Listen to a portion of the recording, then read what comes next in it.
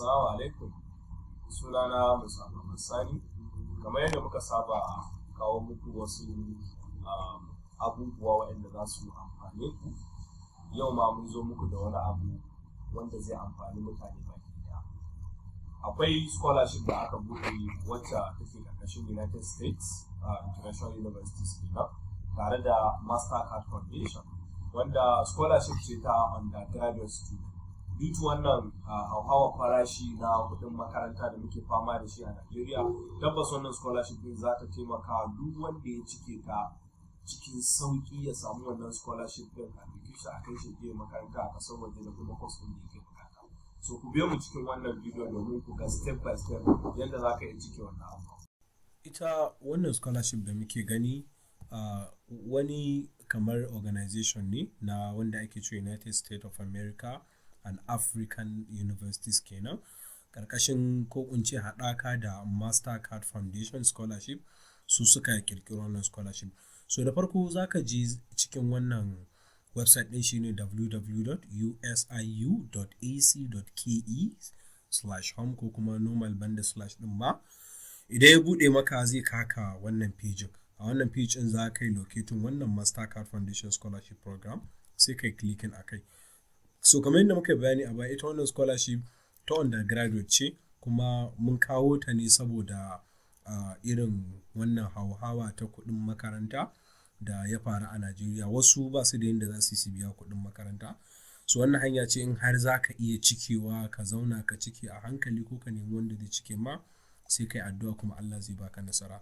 Amma ba za ka iya ba, za ka iya samun mu a AUA Technology, za mu iya cike ma, ko ka nemi mu a website ɗinmu techaua.com ko kuma a kofar Dawanau za mu iya cike maka insha Allah.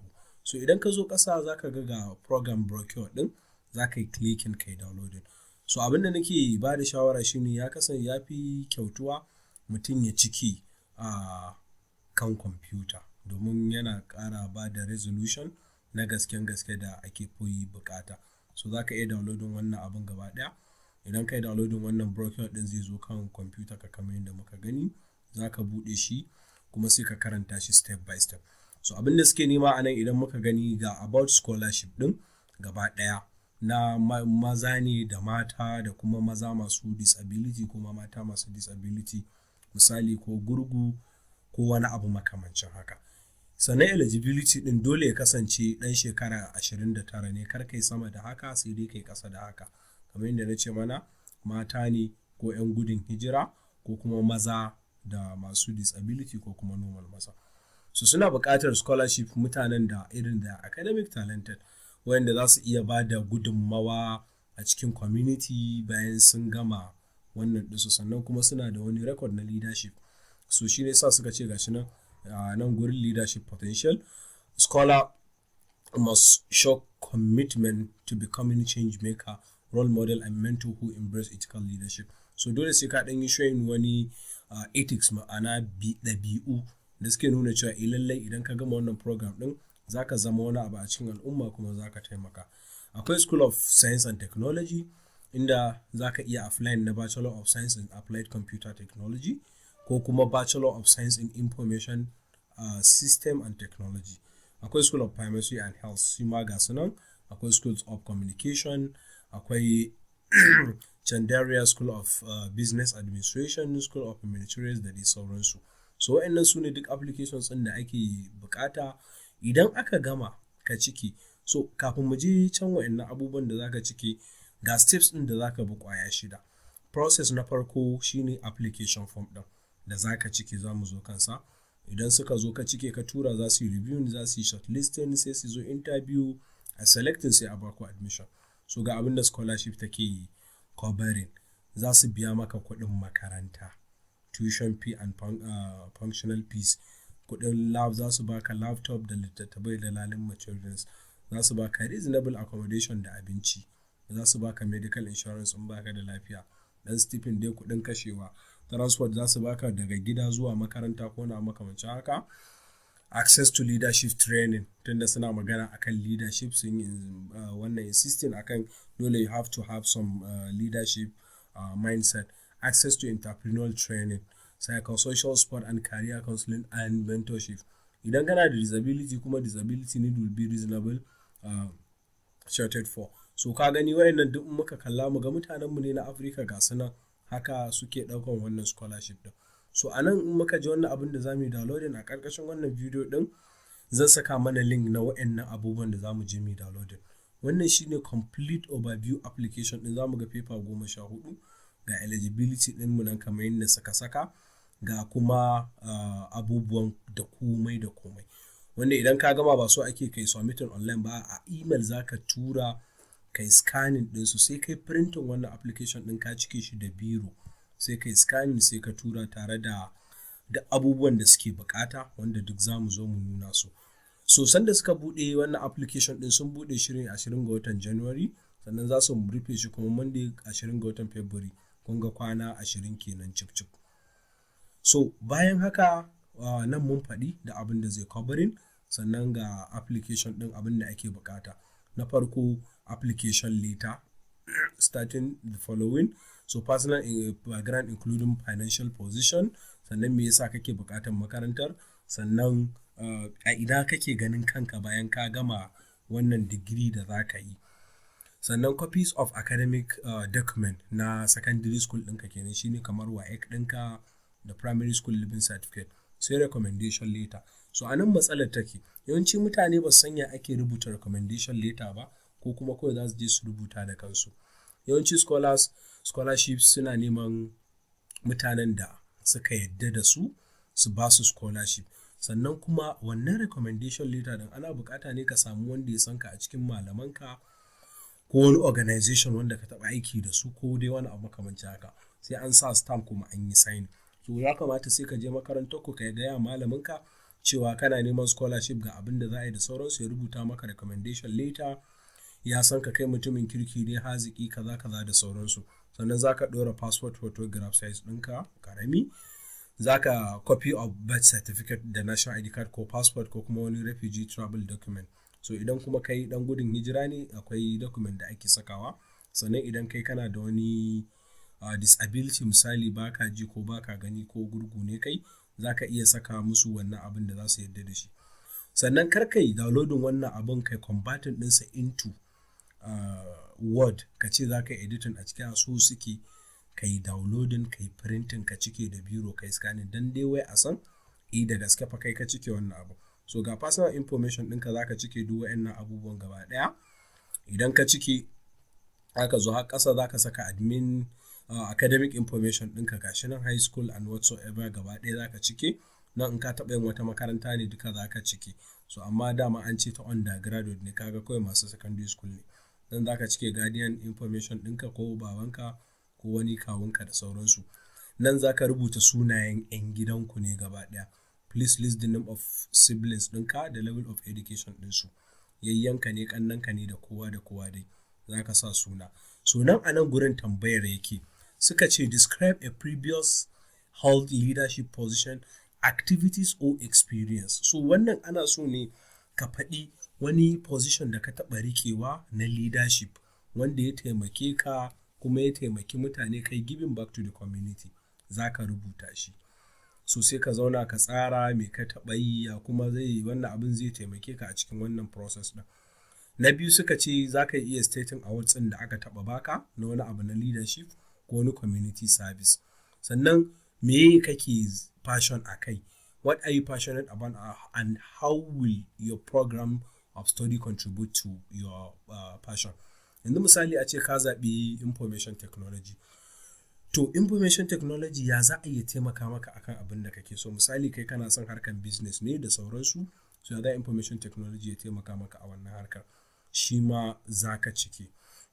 So idan ka tashi abu na gaba akwai kuma community engagement. So wannan shi kuma za ka yi bayani ne akan yadda za ka yi engaging kanka ko kuma aka yi describing activities ɗinka da experience ɗinka yadda kai taɓa engaging a wasu community abubuwa na unguwa da suke taimaka maka. Wannan describe your aspiration for social change and how you plan to achieve social changes through your program. Misali yadda za ka canja rayuwarka da ta mutane da wannan program ɗin naka da za ka yi na digiri. So nan kuma za ka zo ka saka misali roles ɗin da ka taɓa playing ne a wa'annan da kuma years ɗin da kai. Misali na an ce student government, so shine suka baka example. misali ka taɓa yin wani role ka misali kai SUG president ne ko kuma prefect ne kai ko kuma head boy ne sai ka sa shekara nawa duka. Nan wani business ka taɓa yi sai ka sa, wani competition ka taɓa shiga sai ka sa, wani music waye festival da waye swimming duka dai gashin za ka sa. Nan attestation ne za ka ce kai wane ka yarda da duk abin da suka faɗa gaskiya ne kuma za ka yi amfani da shi kuma abin da kai providing information ɗin da gaskiya ne. So za ka yi reading carefully document ɗinka kai submitting ɗinsu, sannan idan kai submitting sau biyu wannan ka tabbatar da automatic faɗuwa ce. So wannan shine email ɗin da za ka tura. Sannan kamar yadda na gaya mana su ma sun yi insisting suka ce do not convert your application form to Word document. When you download it, print the form, fill it and scan into PDF. So dole sai ka yi scanning ɗinsa ka cike da biro. So wannan shine ƙarshen application ɗinmu gaba ɗaya. Sai abu na gaba shine guideline for recommendation letter. So at least wannan recommendation letter ɗin suka ce required a complete your scholarship program application. The recommendation letter should be written by one of the following high school teachers, head teachers and other sponsoring organization. So dole sai ka samu waɗanda za su rubuta maka recommendation letter su saka include the full name of the applicant, sunanka kenan, shekarun adadin da suka sanka, su describing ɗin capacity ɗinka, academic ability ɗinka, social leadership, sannan su describing ɗin strong candidates and specific scholarship ɗin. Me yasa ma za su MasterCard za su baka wannan scholarship ɗin, shin ka cancanta? So shi wannan recommender ɗin zai recommending ɗinka cewa ka cancanta. So wani zai iya tambaya cewa a nan wajen turancin nan da suka kawo nan gurin wannan describe your whatsoever ɗin da wahala wani ba zai iya rubuta ba. To kamar yadda na gaya mana za ka iya tuntuɓar mu AUA Technology domin mu rubuta maka duk wayannan abubuwan insha Allah. So amma zan ba mu wata yar sata ansa. Akwai abin da muke cewa ChatGPT often AI ne wanda zai taimaka maka wajen rubuta duk wayannan abubuwan da sauransu. So misali a ce ka je ka buɗe shi gashi chatgpt.com chat.openai.com, in ka buɗe shi ka danna new zai buɗe maka sabon page inda za ka rubuta. So idan ka zo nan sai ka je ka ɗauko wannan abin naka sun ce describe your project kaza da sauransu. So idan kai copying sai ka koma cikin ChatGPT ɗinka sai ka yi mata posting. Idan kai posting a farko za ka iya cewa using degree in information technology ko sai aka ce describe a previous leadership position kaza da sauransu. Sai ka zo gaba nan sai ka ce I worked as a project manager in ICT company.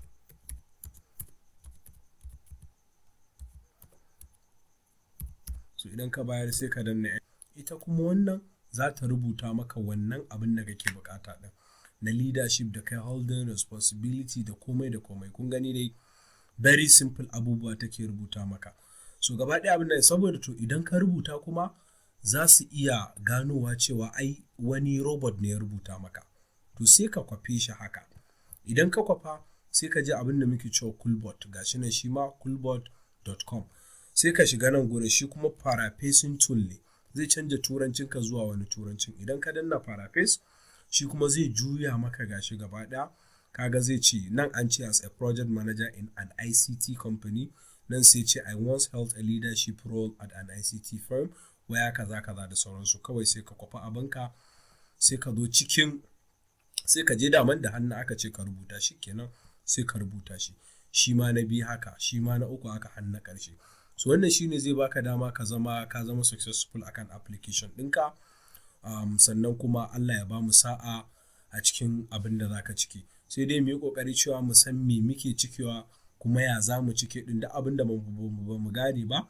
Za ku iya dropping comment ɗinku a ƙasa sannan kuma mu sharing da Allah mu san waye zai samu ba waye yake da rabo. Thank you very much and see you next time. Bye.